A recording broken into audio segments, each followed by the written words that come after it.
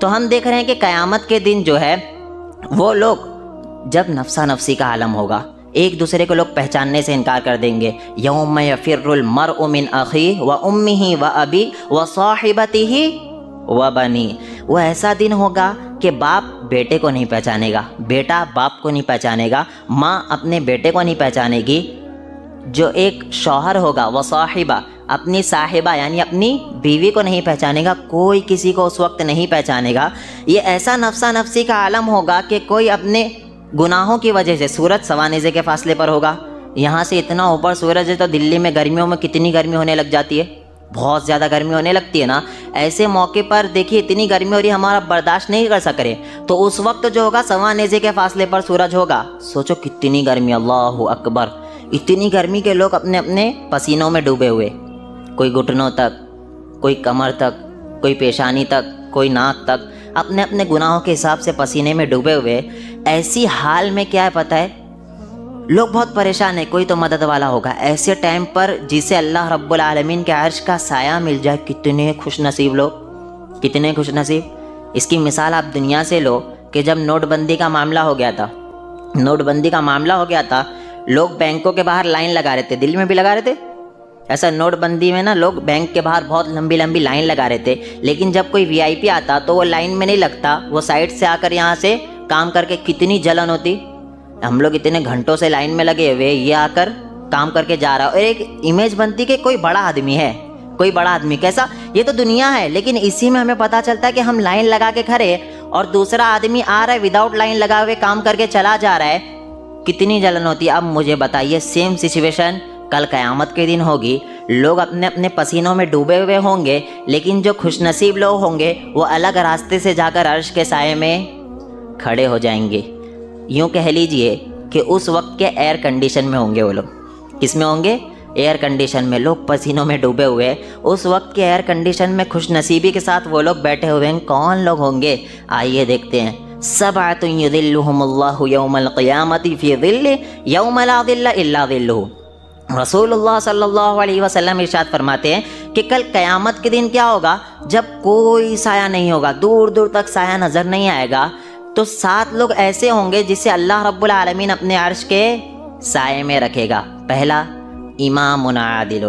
ایسا امام، ایسا حاکم جو عادل تھا، جو فیصلے انصاف کے ساتھ کرتا تھا. آج حکومت تو خیر آپ جانتے ہی ہیں کیا چل رہا ہے. حکومت ہم اور آپ حاکم بننے کے لائق ہی نہیں ہے. مانی پاسبل چیز ہے نہیں کہ ہم پی ایم بن جائے یا ہم سی ایم بن جائے، پاسبل چیز نہیں ہے. لیکن ہم اگر کسی گھر کے حاکم ہیں، کسی محلے کے حاکم ہیں، تو وہاں پر اگر ہمارے پاس فیصلہ آتا ہے تو ہمیں عدل کرنا ہے. کیا کرنا ہے؟ عدل کرنا ہے. بھلے سے سامنے والا ہمارا رشتہ دار ہو اور ایک طرف رشتہ دار نہیں ہے، ہمیں کیا کرنا ہے؟ عدل کرنا ہے. اگر عدل کا معاملہ کرتے ہو، حاکم گھر کے اندر ہو، گاؤں کے حاکم ہو، کچھ بھی ہو، آپ کے پاس یہ عہدہ ہے کہ آپ فیصلے کر رہے ہو اور آپ عدل کا معاملہ کرتے ہو، تو انشاءاللہ آپ بھی انہی لوگوں میں شامل ہو جائیں گے. لیکن آج کل ایسا چلتا نہیں ہے. گاؤں میں جو پردھان بن گیا، جو حاکم بن گیا، وہ صرف اور صرف پیسوں والوں کے ساتھ اچھا معاملہ کرتے ہیں. غریبوں کو تو ایسے کونے میں رکھے رہتے. کیا کرتے؟ غریبوں کو کوئی بھی دیکھنے کے لیے تیار نہیں ہوتا ہے. اور ہماری بھی غلطی ہے کہ گاؤں میں جو پردھان وغیرہ بنے ہوئے ہوتے ہیں وہ پڑھے لکھے ہوتے ہی نہیں ہیں، اور جو بالکل پڑھا لکھا نہیں ہے وہ فیصلے کر رہا ہے. جو بالکل پڑھا لکھا نہیں ہے وہ فیصلے کر رہا ہے. وراثت بانٹ رہا ہے بیٹھ کے. وراثت کا ایسا مسئلہ ہے کہ بڑے بڑے عالم نہیں بانٹ پاتے، وہ بیٹھ کر جاہل لوگ وراثت بانٹ رہے. جب جاہل وراثت بانٹیں گے، جب جاہل وراثت بانٹیں گے تو بیٹیوں کو حصہ ملے گا؟ نہیں ملے گا. جب جاہل وراثت بانٹیں گے تو بہنوں کو حصہ ملے گا؟ نہیں ملے گا. تو ضروری ہے کہ اپنے گاؤں میں بھی حاکم سربراہ جب بنائے، پردھان وغیرہ، تو پڑھے لکھوں کو بنائے، جو تھوڑا جانتے ہیں علم. تھوڑا تو علم ہونا چاہیے کہ قرآن کیا ہے، حدیث کیا ہے، نبی کریم صلی اللہ علیہ وسلم کیا کہتے ہیں. یہ تو امام عادل. آپ کسی بھی حاکم ہو، فیصلہ کرنے والا، آپ کے پاس کوئی فیصلہ لے کر آتا ہے، آپ کے پاس کوئی فیصلہ لے کر آتا ہے، آپ عدل کرو گے، سامنے بھلے سے رشتہ دار ہو یا نہ ہو. دوسرا ہے وَشَابٌ نَشَأَ فِي عِبَادَةِ اللَّهِ. ایسا نوجوان جو اللہ رب العالمین کی عبادت کرتا ہو. ایسا نوجوان جو اللہ رب العالمین کی عبادت کرتا ہے. اللہ نے خاص نوجوان کیوں کہا پتہ ہے؟ جوانی میں لوگ اللہ کو بہت زیادہ بھول جاتے. جوانی میں اللہ کو بہت زیادہ بھول جاتے ہیں. جیسے ہی بڑھاپا آتا ہے تو وہ اللہ کی طرف آ جاتے ہیں آٹومیٹک، کیونکہ بڑھاپے میں دوسرا کوئی آپشن ہوتا ہی نہیں ہے. سارے آپشن کب ہوتے؟ جوانی میں ہوتے، وشاب نشأ فی عبادت اللہ، یہ جوانی جو بائکوں پر بیٹھ کر پب جی گیم کھیل کر لوگوں کی ایڑ بھگا کر کھڑے جو کرتے ہیں نا آج نوجوان، اس سے چھوٹ کر وہ کس طرف آ رہا ہے؟ مسجد کی طرف آ رہا ہے۔ وشاب نشأ فی عبادت اللہ، ہم اور آپ نوجوان بیٹھے ہوئے، اگر آپ مسجد میں عبادت کے لیے آتے ہو، ہمیشہ اللہ کی عبادت کرتے ہو، بھلے سے مسجد میں نہ ہو، باہر بھی ذکر و اذکار کرتے ہو، تو انشاءاللہ آپ بھی انہی لوگوں میں شامل ہو جائیں گے۔ اللہ رب العالمین ہم تمام ہی لوگوں کو ان لوگوں میں کیا کرے؟ شامل کرے، آمین، سارے ہی لوگوں کو شامل کرے۔ دوسرا ہے وشاب نشأ فی عبادت اللہ، پھر تیسرا ہے ورجل قلبہ معلق بالمساجد، ایسا شخص جس کا دل مسجد کی طرف اٹکا ہوا رہتا تھا، وہ باہر بھی جاتا تھوڑا تو اس کے دل میں یہ ہوتا کہ اب عصر کی نماز کا ٹائم کب ہوگا، اور اذان بھی فوراً بھاگ کے کہاں آتا؟ مسجد میں آتا۔ وہ باہر جاتا، اس کا دل ہمیشہ کہتا کہ میں مسجد کی طرف جاؤں۔ ایسا شخص جس کا دل کہاں اٹکا ہوا ہے؟ مسجد میں اٹکا ہوا ہے۔ آج نوجوانوں کا دل کہاں اٹکا ہوا ہے؟ باہر بازاروں میں اٹکا ہوا ہے نوجوانوں کا دل۔ تو یہی دل جو ہمارا وہاں اٹکا ہوا ہے نا، وہ دل کو ٹرانسفر کر کے کہاں اٹکانا ہے؟ مسجد کی طرف۔ جب آپ کا دل مسجد کی طرف اٹکے گا، آپ کو ہمیشہ ذہن میں آئے گا کہ مجھے عبادت کرنے جانا ہے اللہ کی، نوجوان ہے یا بڑھاپا ہے کوئی بھی ہو، وَرَجُلٌ قَلْبُهُ مُعَلَّقٌ بِالْمَسَاجِدِ، ایسا شخص جس کا دل مسجد میں اٹکا ہوا ہے، تو اللہ رب العالمین کہتا ہے یہ بھی کل قیامت کے دن کس میں ہوگا؟ عرش کے سائے میں ہوگا۔ پھر اللہ کہتا ہے وَرَجُلَانِ تَحَابَّا فِي اللَّهِ اجْتَمَعَا عَلَيْهِ وَتَفَرَّقَا عَلَيْهِ، تیسرا اللہ رب العالمین کہتا ہے چوتھا وہ شخص، دو شخص جو محبت اللہ کے لیے کرتے، ملتے ہیں تو اللہ کے لیے مل رہے ہیں، اور جدا ہو رہے ہیں تو کس کے لیے جدا ہو رہے ہیں؟ اللہ رب العالمین کے۔ مل رہے اللہ کے لیے، جدا ہو رہے اللہ رب العالمین کے لیے، تو یہ شخص بھی ان لوگوں میں شامل ہو جائیں گے۔ محبت کس کے لیے کرو گے؟ اللہ رب العالمین کے لیے۔ آپ جو ہے گھر میں بیٹھے ہوئے ہو، کوئی ہمارا بھائی ہے جو بدعت و خرافات کرتا ہے، اور آپ کو ایسے لگتا ہے کہ آپ کی ناراضگی سے وہ جو ہے اللہ سے دور ہونے کی بجائے قریب ہونے لگ جائے گا، تھوڑا یہ بدعت و خرافات پہ غور کرنے لگ جائے گا، تو آپ وہاں پہ ناراضگی بتاؤ گے۔ کیا کرو گے؟ بتاؤ گے۔ کیوں؟ کیونکہ اللہ کہہ رہا محبت کس کے لیے؟ اللہ رب العالمین۔ لیکن ایسا نہیں کہ آپ زبردستی کا توڑ رہے ہو، رشتہ داری توڑنا جائز نہیں ہے، بلکہ اللہ رب العالمین نے رشتہ داری توڑنے والوں پر سنگین جرم بتایا ہے۔ اللہ اس سے ٹوٹ جاتا ہے جو رشتہ داریوں کو توڑتا ہے، رشتہ داری توڑنا جائز نہیں ہے۔ لیکن آپ کو ایسے لگتا ہے کہ اگر میں اس سے تھوڑے دن ناراض رہوں تو یہ اللہ رب العالمین کے قریب آنے لگے گا، تو وہاں پر آپ کیا کرو گے؟ اس سے ناراض ہو جاؤ گے۔ محبت اللہ کے لیے، جدائی اللہ کے لیے۔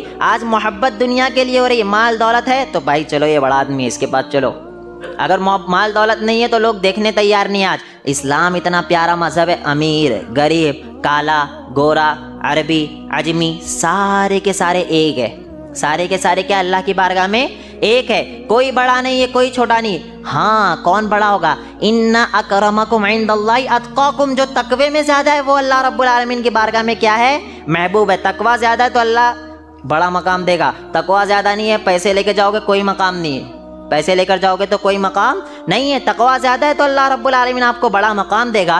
پھر تیسرا جو ہے چوتھا ہو گیا ورجلان تحابا فی اللہ اجتمعا علیہ وتفرقا علیہ، پھر اللہ رب العالمین کہتا ہے ورجل دعته امرأة ذات منصب وجمال، کیا ایسا نوجوان جسے عورت دعوت دے رہی ہے، وہ بھی ایسی ویسی عورت نہیں، ذات منصب منصب والی عزت والی عورت، وجمال اور خوبصورت عورت۔ نوجوانوں کا سب سے بڑا المیہ یہی ہوتا ہے، نہیں ہوتا؟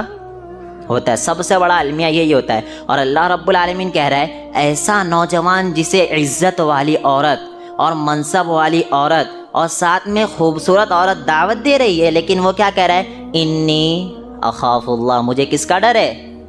مجھے اللہ رب العالمین کا ڈر ہے۔ پتہ چلا یہ بھی شخص وہی ہے جسے اللہ رب العالمین عرش کے سائے میں جگہ دے گا، اور یہ کوئی معمولی بات نہیں ہے، یہ آزمایا اللہ نے یوسف علیہ السلام کو۔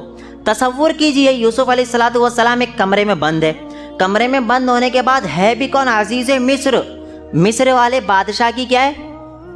ارے بول لو، بیوی۔ مصر کے بادشاہ کی کیا ہے؟ وہ بیوی ہے، کوئی معمولی عورت نہیں ہے، عزت والی ہے، عزت والی ہے نا، منصب والی ہے، منصب والی بھی ہے، خوبصورت ہے۔ بادشاہ کی بیوی تو بدصورت کا سوال ہی نہیں پیدا ہوتا ہے، خوبصورت عورت ہے، دعوت دے رہی ہے۔ یوسف علیہ السلام بھی سیم کہہ رہے انی اخاف اللہ، مجھے اللہ رب العالمین کا ڈر ہے۔ بھاگ رہے ہیں اور پیچھے وہ عورت بھاگ رہی ہے۔ آپ تصور کرو کہ یہ الٹا معاملہ چل رہا ہے، آدمی آگے بھاگ رہا ہے، یعنی یوسف علیہ السلام بھاگ رہے ہیں اور عورت انہیں کیا کر رہی ہے؟ پیچھے پکڑنے کے لیے بھاگ رہی ہے. اتنی بڑی آزمائش تھی. یوسف علیہ الصلوۃ والسلام کہہ رہے ہیں وما ابرئ نفسی ان النفس لامارۃ بالسوء الا ما رحم ربی. اگر اللہ رب العالمین کی مدد نہیں ہوتی تو میں بھی اس میں شامل ہو جاتا. اللہ اکبر. ہے کون؟ نبی. ہے کون؟ پیغمبر. ہے کون؟ خوبصورت شخص. وہ کہہ رہے ہیں کہ اگر اللہ رب العالمین میرے ساتھ نہ ہوتا تو میں بھی اس گناہ میں شامل ہو سکتا تھا. اللہ رب العالمین نے مجھے بچا لیا. آپ تصور کرو, بند کمرہ, نوجوان, خوبصورت عورت دعوت دے رہی, انسان روک نہیں سکتا. اتنی پاسبل چیز, یعنی اتنی آسان چیز نہیں ہے. یہاں پر جو روک لیا نا وہی ولی ہے. کیا ہے؟ وہی ولی ہے. دیکھو آج نوجوان یونیورسٹیوں میں پڑھتے ہیں, کالجوں میں پڑھتے ہیں, اور ایسے کالجوں میں یونیورسٹیوں میں پڑھنے کے بعد اپنے آپ کو سنگل رکھنا, اپنی نگاہوں کی حفاظت کرنا, میری نظر میں سب سے بڑا ولی وہی ہے. کیوں؟ کیونکہ وہ جو شخص ہے نا اتنی بڑی چیز سے رکا ہوا ہے جو آج بہت زیادہ عام ہے. آج بہت زیادہ عام ہے. اس وجہ سے کیونکہ اللہ رب العالمین نے عرش کے سائے میں جگہ دے رہا تو اللہ کا محبوب ہی ہوا نا. اللہ عرش کے سائے میں جگہ کسی کو بھی دے گا؟ نا نا نا. اللہ عرش کے سائے میں جگہ اسی کو دے گا جو اللہ کا محبوب ہے. تو اللہ رب العالمین کا محبوب بندہ ہوگا جو اپنے آپ کو ان چیزوں سے محفوظ رکھا. یونیورسٹیوں میں پڑھتا ہے, بڑے بڑے کالجوں میں پڑھتا ہے, لیکن سنگل ہے, کسی کو نظر اٹھا کر دیکھتا نہیں ہے. یہ ہے وہ شخص جسے اللہ رب العالمین عرش کے سائے کے نیچے جگہ دے گا. کوئی عورت اگر اسے بلاتی ہے تو کہتا ہے لعنت. کیا کہتا ہے؟ لعنت اللہ, میرے کو اللہ کا ڈر ہے, انی اخاف اللہ. ہاں, میں اگر کسی عورت کے پاس جاؤں گا تو کس کے ذریعے جاؤں گا؟ نکاح کے ذریعے. نکاح واحد ذریعہ اللہ نے بتا دیا, نکاح کے ذریعے جاؤں گا. اس کے علاوہ کسی اور چیز کے ذریعے میں عورت کے قریب نہیں جاؤں گا. یہ ہے وہ شخص جسے اللہ رب العالمین اپنے عرش کے سائے کے نیچے جگہ دے گا. پھر پانچواں وہ شخص ہے رسول اللہ صلی اللہ علیہ وسلم. چھٹا وہ شخص ہے رسول اللہ صلی اللہ علیہ وسلم کہتے ہیں کہ وہ دائیں ہاتھ سے دے رہا ہے, بائیں ہاتھ والے کو پتہ نہیں چل رہا ہے. دائیں ہاتھ کو دیا, بائیں ہاتھ کو پتہ نہیں چلا. آپ نے کسی فقیر کو صدقہ دیا, آپ نے کسی غریب کو مال دیا, تو آج لوگ سوچتے ہیں کہ لوگوں کو پتہ چلے کہ بھائی میں تھوڑا زیادہ دے رہا ہوں. کیا لوگوں کو پتہ چلے کہ میں تھوڑا زیادہ دے رہا ہوں؟ اور اللہ کہہ رہا ہے یہ شخص نہیں ہوگا عرش کے سائے کے نیچے. وہ شخص ہوگا جو دائیں ہاتھ سے دے رہا ہے تو یہ بائیں بازو میں ہی جو ہے, جو بائیں ہاتھ یہیں پر ہے اسے بھی پتہ نہیں چل رہا ہے. یہ وہ شخص ہے جسے اللہ رب العالمین عرش کے سائے کے نیچے جگہ دے گا. اسی لیے میں ہمیشہ کہتا ہوں کسی فقیر کو بھی جب آپ پیسے دینے کے لیے جاؤ نا, جب فقیر کو پیسے دو تو آپ اپنی نظروں کو نیچے کر کے دے دیا کرو. کیا؟ اپنی نظروں کو نیچے کر کے دے دیا کرو, کہیں آپ کے اندر تکبر نہ پیدا ہو جائے. میں فقیر کو دے رہا ہوں, آپ کے اندر یہ دل میں پیدا نہیں ہونا چاہیے. آپ نظروں کو نیچے کر کے دے دو. اس سے کیا ہوگا؟ آپ تکبر سے بچے رہیں گے. کیا ہوگا؟ تکبر سے بچے رہیں گے. اور جب آپ یہ معاملہ کریں گے تو انشاءاللہ اللہ رب العالمین عرش کے سائے کے نیچے ہمیں اور آپ کو جگہ دے گا. اور ایک لاسٹ وہ شخص ہے جو تنہائی میں روتا ہے, اللہ رب العالمین کے ڈر سے دعائیں کرتا ہے اور وہ روتا رہتا ہے اللہ رب العالمین کی بارگاہ میں. لوگوں کے سامنے تو انسان روتا ہے, بڑے بڑے لوگ اسٹیج پر کھڑے ہو کر روتے ہیں, لیکن اللہ کو یہ زیادہ محبوب نہیں ہے. زیادہ محبوب وہ ہے کہ جہاں کوئی بھی نہیں دیکھ رہا ہے, ٹھنڈی کا موسم ہے, فجر میں اٹھنا بھاری ہے, تہجد میں اٹھ رہا ہے. کیا کر رہا ہے؟ تہجد میں اٹھ رہا ہے. اٹھ کر اللہ رب العالمین کی بارگاہ میں دعائیں کر رہا ہے. اللہ رب العالمین کہتا ہے یہ ہے میرا بندہ. ساری دنیا سو رہی ہے, رضائی کے اندر سو رہی ہے, یہ بندہ مجھ سے مانگ رہا ہے, رو رہا ہے, گڑ گڑا رہا ہے. تو یہ وہ شخص ہے جہاں پر کوئی نہیں دیکھ رہا ہے, ریاکاری کا سوال پیدا نہیں ہوتا ہے. یہ وہ جگہ ہے جہاں پر اللہ رب العالمین کیا کرے گا؟ یہ بندہ رو رہا میرے لیے, گڑ گڑا رہا میرے لیے, کوئی اسے دیکھ نہیں رہا ہے, میں اسے عرش کے سائے کے نیچے جگہ دوں گا. یہ 7 وہ لوگ ہیں جسے اللہ رب العالمین عرش کے سائے کے نیچے جگہ دے گا جہاں دوسرا کوئی بھی سایہ میسر نہیں ہوگا. تو ہمیں کیا کرنا ہے؟ ہمیں اپنے آپ کو نیک بنانے کی کوشش کرنا ہے. کوئی بہت بڑا ہو ہی نہیں سکتا ہے نیک, غلطیاں ہوگی. کل بنی آدم خطاؤن, ہر بنی آدم ہے تو مطلب غلطی ہونا کمپلسری ہے. آپ چاہو کہ غلطی نہ ہو تو پھر فرشتہ ہو جائے گا. غلطی کس سے نہیں ہوتی؟